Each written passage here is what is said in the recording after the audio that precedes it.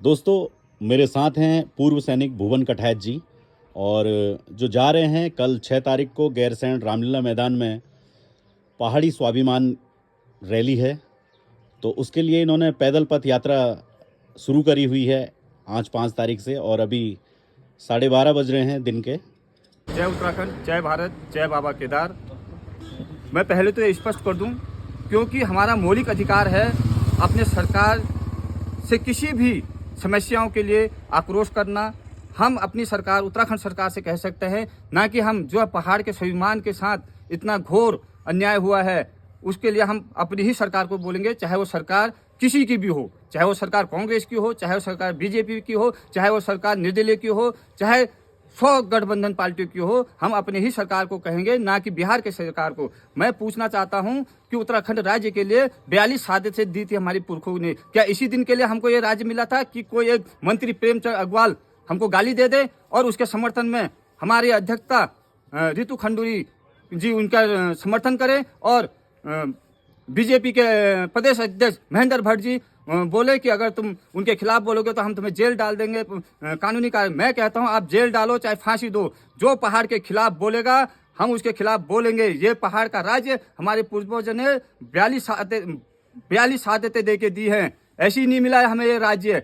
और क्या स्थिति है आज पहाड़ की, मैं अपने 70 विधायकों से पूछना चाहता हूं, और अभी वर्तमान के विधायकों से नहीं, जब से राज्य बना है तब से लेकर अभी तक के संपूर्ण विधायकों से, संपूर्ण मुख्यमंत्रियों से, संपूर्ण सरकार से पूछना चाहता हूं, क्या हमारे पूर्वजों ने इसी दिन के लिए हमें यह राज्य दिया था कि कोई एक मंत्री, और एक वही मंत्री नहीं है प्रेमचंद अग्रवाल, एक व्यक्ति केवल सरकार में ही नहीं है, वो विपक्ष में भी हैं, कई संगठनों में भी हैं। जैसा आपने देखा होगा चैंपियन ने कैसी उत्तराखंड को गाली दी, और वहां पर एक विधायक तमंचा। ये क्या उत्तराखंड की सभ्यता है? उत्तराखंड की सभ्यता है शांति और आगे बढ़ो, मेहनत, ईमानदारी, ये उत्तराखंड की सभ्यता है। आज हमारे नेताओं ने हमारी सभ्यता, हमारी संस्कृति, हमारी पहचान सब खत्म कर दिया है। लेकिन हम अब जाग चुके हैं उत्तराखंडी, अब हम किसी भी दलगत राजनीति में नहीं जाएंगे। जो उत्तराखंड के अस्तित्व को बचाने की बात करेगा, और करेगा नहीं धरातल पर, हमें स्थायी राजधानी गैरसैंण चाहिए, हमें 5वीं अनुसूची चाहिए, तब जाके आप हमारी सरकार हमसे बात करे। और प्रेमचंद अग्रवाल जैसे, चाहे वो पक्ष में हो विपक्ष में हो, जितने भी ये लोग हैं जो पहाड़ खिलाफ बोल रहे हैं